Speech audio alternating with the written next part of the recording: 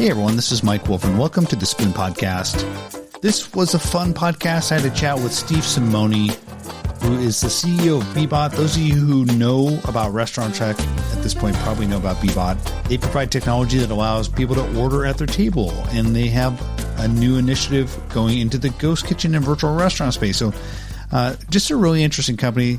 They've raised a lot of money. They have a lot of momentum, and Steve's just a really smart guy. Some of you may remember he wrote a guest piece for The Spoon called Welcome to the Metaverse Restaurants, or Restaurants Welcome to the Metaverse. I'm speaking like Yoda, speaking backwards, but maybe that's what you do in the metaverse. You speak backwards, you speak like Yoda. But anyway, Steve wrote a guest piece. It was a lot of fun, and he's just a really interesting guy to talk to. And we had a wide-ranging conversation just talking about restaurant tech. So that's really it. I hope you enjoy it. If you want to check out BBot, you can go to bbot.menu. If you want to check out The Spoon, you know where to go, thespoon.tech. We're just about a month, actually less than a month from CES. We'll be heading there. So I hope to see you maybe in Las Vegas. We're doing lots of different things there. We will be running an interview station in a booth on the show floor, talking restaurant tech, food robots, kitchen tech with a lot of different people. So hope you'll be there. Well, that's for now. I hope you enjoyed my conversation with Steve. Let's get to it.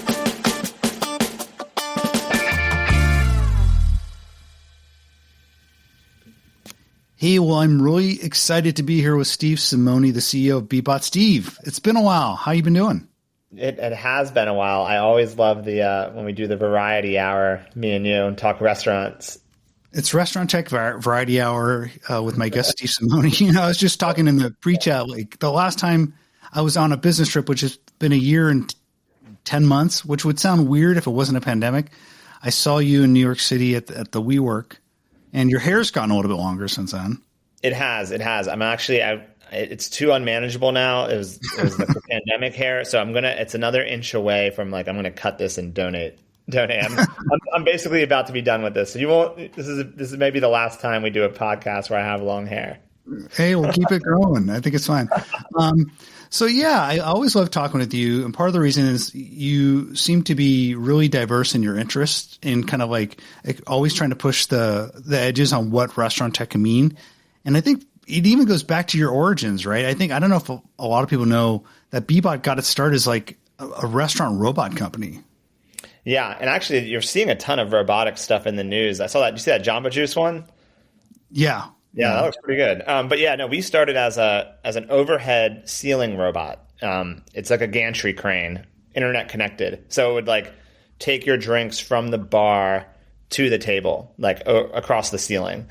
It's kind of like we called it the bartender's sidekick. And it's still operational, right? Even though you guys aren't doing restaurant overhead robots now, I think that wherever this thing is still operational in New York City or so. Yeah, shout out to our first customer, Tokyo Kitty in Cincinnati. Oh, Cincinnati. They still operate the two of the original BBot overhead ceiling robots, and the owner there, Jacob, loves what it does for his business. And at some point, I'm looking forward to when BBot decides, because of your interest, to get back in the restaurant robot business, because it's super hot right now. We were just talking about that as well. But you guys, in terms of your kind of the way BBot is today, you guys are, maybe you should describe it, a digital platform for ordering a lot of different things. Yeah, I think the best way to describe it is just an enterprise digital ordering company. So digital ordering is in lots of different things. It's on the internet, on the web, through kiosks, through your server at a table with QR codes. There's a lot of different ways to order digitally, and so we're that type of omni-channel platform for that. And when you first started out, kind of moving past that initial post-robot age, and you actually started to create software for restaurants, I remember a lot of the focus, at least a lot of the early talk from you guys, was helping to digitize that ordering in venues. So customers would come in, they would have their phone, they would scan a QR code, and they can order from their table, right? Wasn't that kind of the original idea at that point? Yeah, I didn't work in restaurants growing up, except for at Subway sandwiches. But I didn't really know what I was getting into in 2017. But we put the QR codes on the table at this bar in Brooklyn called the Brooklyn Barge. And I remember guests just started scanning it and ordering beers. And the bartenders were like, no, we're not making these drinks. You have to order from me at the bar. So I didn't work out. So I got back behind the bar and started fulfilling the orders the first day and was running around the tables. Was it like a pirate radio deployment? Like, was this even a sanctioned like software usage? Like, what was? Well, no, it was the owner was like, this is the owner Tommy was like, this is going to be sweet. He's like, I have so many people in Brooklyn that just wait in line at my bar all day. I'm going to throw these QR codes out and we're going to just send in the orders. And so like he wanted it, but we didn't actually like train the bar staff that well at the time. This was really new stuff. Like we were just like, okay, we're putting this in, and then like the orders just started coming in like crazy, and it was like chaos the first day. So I jumped back behind the bar. So you were not trained as a bartender. You're like mixing drinks. How did those drinks turn out?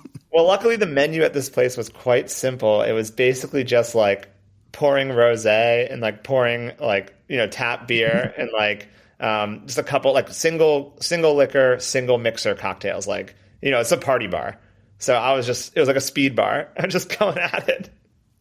And have you been behind the bar since that point? Was that like the only time? It's like, I feel like that's the BBot equivalent of like Jeff Bezos working in the warehouse, like in the early days of Amazon, essentially. I'm sure I broke all kinds of like New York City laws, like with, I'm sure I wasn't even allowed to do that. But it was great. So there was one other time actually at another one of our customers local by Madison Square Garden where I like during March Madness, chaos ensued. This was before the pandemic. There was big March Madness thing, and like everyone was ordering on the QR codes, and I jumped back and helped the bartenders that day too. So it sounds like one of the things that putting that QR code out on the tables was it actually increased the total order flow. Like, so was this like something where the early results were successful, other restaurants started to see it, and hey, let's put this in our restaurant? Yeah, I mean, most restaurants even today like aren't prepared to make this much more money. Like, I mean that like bluntly, like the amount of order, if you're serving drinks and you allow people to then order drinks whenever they want, that it's just a lot more drinks. Like, so you have to be prepared. Like we always coach restaurants on this. Like you have to be ready for this because this is like a lot more orders than you might typically be used to. So it's like a sales funnel for restaurants. It's super warm leads, drunk people at tables. Yeah. And you don't have the capacity to actually take on that. And so there's probably a lot of people like, man, I'd like another beer. Where's the waiter? 20 minutes go by and goes, let's go home. But you're going to tap into that ready, waiting to order people. Yeah. I mean, so the thing I've observed over the years is there's like a certain ritual to dining where the server sits you down, takes your water order, then goes away, then comes back and takes your first drink order. So that everyone gets the drinks at the same time then. And then what they do is they watch your table to see when everyone's kind of done their first drink. And that's when they come take the second drink order. So when you put the QR code on the table, everyone can finish their drink at different times and just keep ordering. And so that's like it kind of changes the ritual a bit. And that's what happens why there's way more orders. That's at least my observation of it. I'm not a scientist. I have to say, I'm just envisioning like the power of combining your first love of robotics with this instant order capacity. Like I can see like almost like a Servy Bear robot, like running out the drink every time someone orders with the QR code. It'd be a pretty powerful combo. Okay. This is actually really cool. I don't know if I mentioned this to you the other day or not, but we're working with those like Savioke, which is like a thing just like Servy, the Bear Robotics one. In a hotel rollout because our original software integrated with our BBot robot. So now plugging in all these new robots to our software platform is really easy because we've built like a fulfillment method style for knowing that robots would be the delivery payload, a delivery unit. And so like it's really cool to see those other robots and integrate with them. Makes a lot of sense. So you guys continue to evolve, and one of the things that you guys recently announced was expanding or a new set of features, essentially catering to the Ghost Kitchen restaurant operator. So talk about what you guys built out for Ghost Kitchens.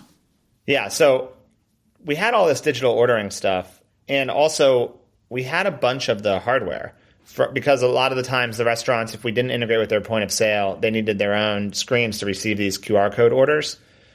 And then like, I've been obviously following the industry. In the last couple years, you've seen this like rise of virtual brands and virtual restaurants and ghost kitchens that, the names are somewhat interchangeable right now. And I started asking them what technology are they using, what's going on.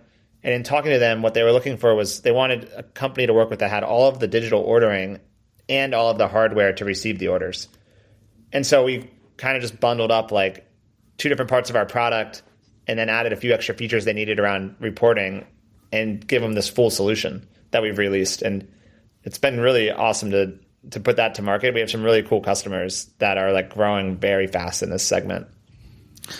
It's interesting, right? Because I feel like a lot of the venture funded ghost kitchen startups oftentimes need to answer to their investors about what is their technology platform. And I think to that end, some of them are maybe acquiring some. I know that, Kitchen United made an acquisition. And then I know that there's a couple more on the way that I think I've heard rumors about. So, also if you look at like, for example, Ordermark, right, kind of rolling out Nextbite, like they're essentially their own technology platform for the virtual restaurant space, where they would outfit like some restaurants. So it does seem like if you're in the ghost kitchen business, you need a technology story. Are you fulfilling that story for people who maybe aren't some of these startups who don't have their own technology platform, or are you also working with some of these bigger startups? So we are working with some of the bigger startups as well, and filling in parts of their product that they don't have. So there's two different ways to look at it. One, there's the all-in-one solution we provide, which works really well for some of the companies that don't have any tech. Yeah. And then for these larger companies, like, take like a VDC or a C3 or, some of these virtual restaurant companies, they have some of their own tech, but they also have parts of it that they don't want to build. And so that's why you got to have a modular system so you can like plug into the part that they really never want to invest in and let them build their own part. So that vision is kind of like they might want to own the app. Like they might want to build and own their own consumer app, but they don't want to own the infrastructure to send the orders into their restaurants. So like that's the part where we would sell to them. So you won't sell the full solution to the bigger brands, but you do work with them still. And so like a C3, I think maybe, or I know VDC, for example, works with Lunchbox, right? And I think part of what you guys offer is something similar in that you have the digital ordering platform, right? So you might, so if they have that part, you may offer the hardware and is maybe all they need. Exactly. So with these brands, like take a C3, like we're doing some of the hardware behind the scenes. Whereas maybe they have their own ordering or they work with an ordering company like Koala or Lunchbox or us. But in those cases, we're happy just to be the infrastructure. So having all the different pieces in the toolbox to roll that out to customers and say, hey, what off this a la carte menu do you want? That seems like a pretty valuable story, right? Why are not other companies in the kind of the restaurant tech space that are serving ghost kitchens creating all the offerings? Is it just hard to build all this stuff? I think it's pretty tough. Like we're 3 electrical engineers as a founding team, and then we've got a large engineering team. So we've tried to invest in this platform. Other companies, I think, are doing similar things too. Not to discredit anyone, but I think we've just been able to do a really good job at making it modular. And I've taken inspiration from other industries that have done this well. So I'm trying to bring that inspiration to the restaurant tech field. So you've talked about investing. So can you talk a little bit to the funding story for you guys, and maybe if you can talk to maybe some of your big customer wins, because I know you guys have received some funding rounds over the past year, and you have announced some customers. So fill in some of the details there. Yeah, I mean we've raised about $23 to $24 million, give or take a few $100,000. We're using most of that money to build out the platform. Like we don't have a large sales team. It's mostly to invest in engineering and grow this thing the right way. Customers we work with, like this might be a little different than some of the other companies you talk to. We work with a lot of like small business, like small, medium-sized businesses. So that could be just your neighborhood bar down the street to, a group or a growing chain like Tartine Bakery in San Francisco, which you mentioned in the pre-call where you're going to San Francisco. You should go check out Tartine, which is a great brand out there. So the other thing is on the virtual kitchen side, we're working with really fast-growing groups like Doghouse is another. Mm-hmm. Have you heard of them? So Doghouse has a ghost kitchen concept called the Absolute Brands. They're scaling in all of their franchisees, and BBot's powering their ordering technology there. For C3, we're doing the hardware. So that's a really fast growing. They've raised a bunch of money. They're growing quickly. We're working with them on that. And so that's just like a few from small business all the way to enterprise. We're kind of doing it all. Yeah. And, 23 million, like in the old days, like would seem like, wow, you've raised a lot of money. But nowadays, like you're seeing like $50, $100 million funding rounds in restaurant tech. And it seems like a lot of that, if it's a ghost kitchen play, a lot of that is going to real estate, right? Like, cause I feel like that model is really at its core, a real estate business in many ways. Or a lot of the funding for some of these startups I'm seeing is going to brand building, which means just advertising, et cetera. Sounds like you're using your money largely putting and investing it into technology building, which like if you're not spending tons of money on advertising or real estate, that could probably go pretty far. Yes. So engineers are expensive, but yeah, we're mostly investing in the engineering and product because I'm looking at a 10-year horizon here. So the goal will be to invest at least another 100 million over the next 10 years into maybe even more into just engineering. We want to make it so good and so cost effective that it's commoditized. Like no one will ever have to build it again. And so that's our approach, because then anyone can just pick it up off the shelf and use it for very cheaply because we've spent a decade and hundreds of millions on it. That's the goal of the company. It's a long journey, but that's what we're doing. So $100 million over a 10-year time horizon, if you were to kind of hint at like what you want to build out over that time, because it seems like you are kind of expanding your portfolio, what are areas you want to kind of grow into? I guess I could share my company strategy with you. Why not? No. So the whole thing I'm trying to get to is, and you're seeing it with already now, where I can just modularly provide parts of this tech stack to brands like C3. Is I would like to build a system that so anyone can just come to our site, create an account themselves, start building their dream, and their in hospitality specifically. So I want to make this platform for future hospitality entrepreneurs without having to talk to any like sort of business development or sales team. Just come, create an account, start building.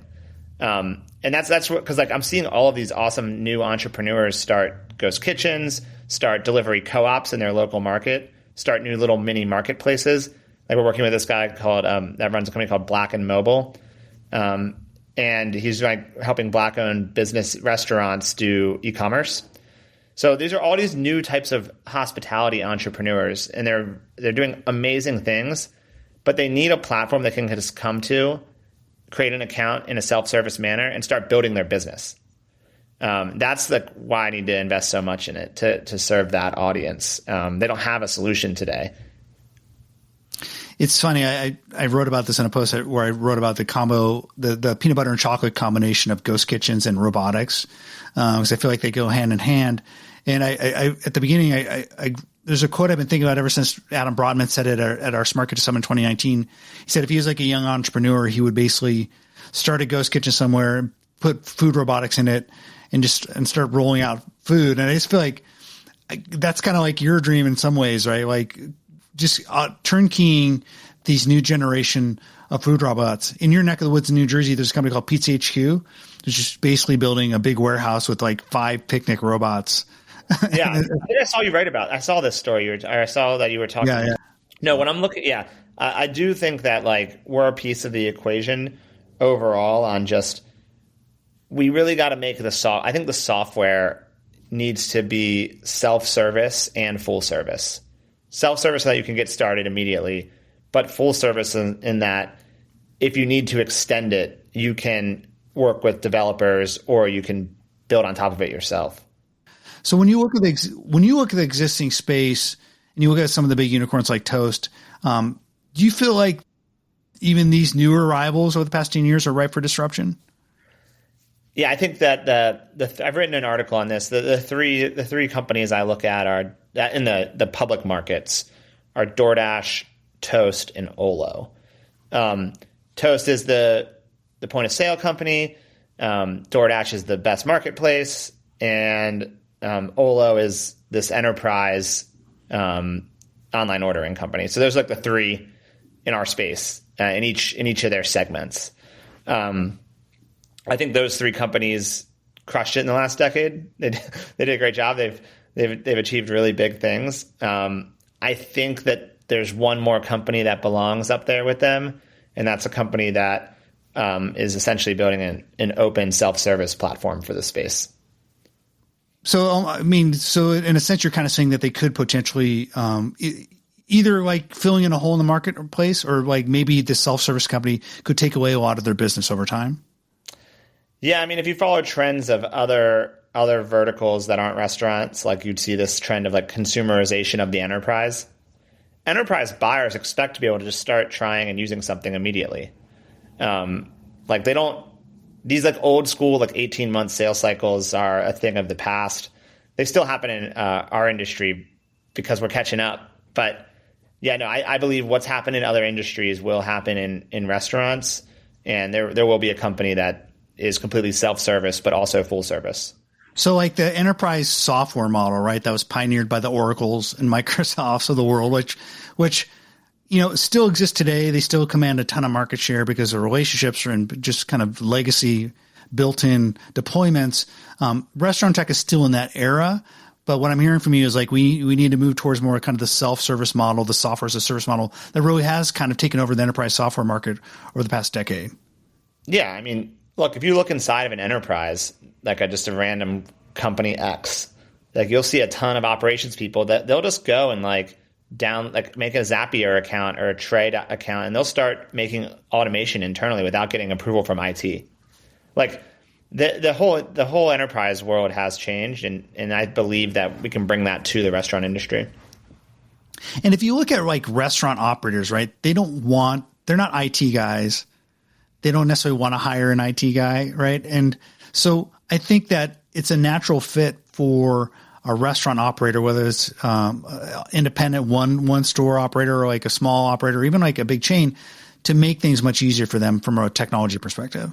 Yeah, I have this belief that in a restaurant in the future, 5 years from now, like the bartender, they're growing up, like there might be a young bartender in that restaurant, like 25, 24 years old. They'll have grown up in a world with all this technology, and they'll be like, the bar owner might be like, hey, I really want to do QR codes at the table. How do we do that? This bartender will be like, you know what? I'll make an account for you on BBot. I'll set it up tonight. Like they're just becoming more technical. Like they have the abilities now. They just don't have the tools that they need. I hear this over and over again. We don't have the tools we need to own our own destiny. We have to go through all of these gatekeepers at all of these random companies. And clearly, restaurants have struggled on a number of fronts over the past year. I think maybe these challenges were there before, but were exacerbated during the pandemic. Just the labor struggle, hiring good people, being a frontline worker, just tough. And then just low wages and just all these different things that restaurant operators and then employees go through. Do you think the arrival of technology to make the experience less friction filled for consumers, maybe easier to operate on the back of house, do you think this could bring in a new influx of potential workers? I think so. I think that over on the labor shortage side, talking to restaurants, it's not just a media narrative. I mean, it is real. I've spoken to some of these general managers, and it's kind of heartbreaking how hard it can be for them to staff up. I think that they are trying to use technology, even more advanced scheduling software, just to manage the shifts better. They're trying to, from all, not just ordering, but just any part of the stack. They're trying to make it less painful for them in this shortage. I think that I'm pretty optimistic that labor is going to come back. I just believe that there's a lot of people that weren't looking for work right now, but come the new year after the holidays, I'm hopeful that it just turns the corner. Yeah, my daughter's first real job she got about 4 or 5 months ago at Shake Shack. And Shake Shack, I don't know if you know, pays way above average, I think, for a fast food worker. She's her first job. I think it's spoiling her. She's getting $18 an hour, which is kind of insane for her first job. That is crazy. It's crazy, right? But good for her. And good for Shake Shack for paying that. But one of the things that she's using is like scheduling software. Like, this is my shift. This isn't my shift. So they seem pretty tech forward. But yeah, they're good. Yeah, I think they it's probably 7 shifts. Shout out to my friend over at 7 Shifts, Jordan. I think that's what they use there. And yeah, I mean, when I say it's crazy, it's because I think I was making like $4 or something is when I was my first job. But I guess that's just inflation, maybe. Who knows? Yeah, that sounds like minimum wage. I think they have to pay above minimum wage. I mean, it's also like a Seattle market, right? Which is probably a little more expensive than a lot of markets. But yeah, but speaking of like, let's kind of like look even further into the future. And one of the things you and I have enjoyed kind of bantering about is just this idea of like, what happens when we have fully immersive digital experiences, and what does that mean for the eating experience? You wrote a little bit about the metaverse and what it means for restaurants. I've just been generally thinking about like AR, VR, and how it intersects with food for the past couple of years. But like, you had a pretty good working thesis and some bullet points where you think like the metaverse could impact restaurants. What are some of the big ways you think that can happen? Yeah, I think that there's a couple of things. One, I want to start with reservations. Actually, I've been thinking a lot more about reservations. I do believe in VR, you can really experience a restaurant without going there and seeing what it's like inside and seeing all the tables, all their layout. And I think that there'll be a better way to do table selection in the future. I think that's just a natural thing. Like, I know my mom would definitely pay more money to have the better table for her night out. How many times have you looked at like, you look at Google restaurants or like Yelp, and it's oftentimes like some person's like really bad picture from the dark, like the restaurant tables look like, and you're going, you don't know if you want to go there because the picture's horrible. But like, imagine going to a fully immersive walkthrough on Yelp of like what the restaurant looks like. Yeah. So I think that's going to be awesome. I think that'll be great for full service and a great application of the metaverse and what we're talking about here. Some people think like the metaverse is this just made up thing by Mark Zuckerberg, and it's not. Like, it's just some way for them to like make people forget about Facebook for a second. But actually, no, it is real. Like, it might not be what people think it is. What it is essentially a rebranding of virtual reality. And I think VR, if you haven't tried a Quest 2 recently, like the Oculus, it's so good now. Like, have you tried it recently? No, I haven't. I definitely want to, but also I consider the metaverse broadly defined as also like the digital world kind of being overlaid onto the physical world. So that's really more augmented reality. And I think that's powerful when it comes to things like menus, right? Like coming in and scanning your QR code and seeing it, like what a big virtual digital representation of that hamburger looks like. Yeah. So my co-founder will kill me for saying this, but so when we first started with the robots, I was convinced that our next feature had to be a Snapchat AR lens integration, because I was like, I wanted to be ordering from my robot on the BBot app inside of Snapchat. That was like what I wanted to do for the original part of the because I was a big Snapchat user. Snapchat just did. Snapchat's going down that direction, so you were onto something. Yeah, I know. He was like, we're not doing that, and I was like, no, we have to do that. But I'm going to come back. No, I want to bring. I think AR and like like what you're talking about with AR and menus. I think there's a lot of innovation to be had there. So I expect to see a lot of startups coming with new innovation and probably trying to pitch me to buy them. There was a couple. One is, I think, Kabak. So I don't remember them, but they were doing AR menus, and I think they got acquired. So there have been like early people pioneering in that space. Another interesting way in which I think the metaverse broadly defined intersects with restaurants is just the concept of virtual currencies and NFTs. We've written about that. We've seen guys like Gary Vaynerchuk launch an NFT restaurant. I was the first one to write about a company or a group of folks doing a dinner DAO, essentially this idea of like an NFT driven dinner club, which I think is like a really cool concept. Like this idea of buying an NFT, which gets you into like a membership for a year at eating out at restaurants in like, say, New York City. So here's a question I have for you. And I've been thinking about this, like the NFT for membership thoughts on that. Like, let's say you and I had like a really nice, like Soho House type place. Like it's our own club that you and I run. And we like created minted an NFT and gave it out to the first set of members. Like, are we going to allow them to have a secondary market where they could like give their membership to someone else without us knowing, like as the owners? Is that like kind of the idea? Like, is that what we want? That's the real. I think that like if you I think the idea of being able to resell your NFT is probably pretty critically important, but I think maybe you could put some restrictions around that. Like no jerk rule. I don't know, but like, that's what I'm thinking. Like, I think someone will do but this. If an NFT is an asset, right? I feel like if it's an asset, it has no value unless you can like exactly. The value so like, less unless you can resell it, right? It's like a taxi medallion in New York. Like we're bringing back medallions. Like, yeah, like in 50 years, like they'll have NFT medallions for like space taxis. Like that's probably what's going to be, right? So, but like, yeah, so like the dinner DAO idea is really pretty cool, right? And like, what was interesting when I talked to those folks is like, they were trying to be purists. Like, let's make this purely decentralized. Let's get off the rails of the financial system. And like, let's not do this in a Facebook group, whatever. Let's make a DAO and use an NFT, which is pretty cool. But the problem was when they went to the restaurant, paying for it, they actually had to use currency. Like you can't, most restaurants don't take the actual crypto. So they actually were able to use I think a Coinbase credit card. So they were kind of halfway there. It's kind of a half measure. They're almost there. That's kind of funny. I get a lot of bar owners asking if they could, have BBot expand the platform to take crypto. And so we're looking at that. I think that'll be important in the future. I wonder, like, I wrote about this in the article on The Spoon, but what restaurants accept, like which cryptocurrencies they accept will kind of like define them. Like there's so many different options. Like, are they going to accept them all? Are they going to, some restaurants, are they going to accept a set that they like? Yeah. Like, I'm interested to see how that plays out. Yeah, I think a good promotion for like a university bar would like be like 10 Dogecoins is like a beer, but the price is continuously going down because the Dogecoin gets devalued over time. But like, I know. Oh man, my dad owned a bunch of Doge. He was like, "Have you heard about this Dogecoin, son?" And I was like, "Yes, Dad, I have." I bought some only because my son was super into it, and I bought it, but I actually made money on it because I just held on to it because they did have a spike. But like, I heard like the NPR stories of the guy who owned like had $5 million worth. They said he's holding on forever. I'm sure it's like worth a fraction of that. At this point. We need to change BBot platform to start accepting Doge. I think we need to. I think that's a product roadmap decision.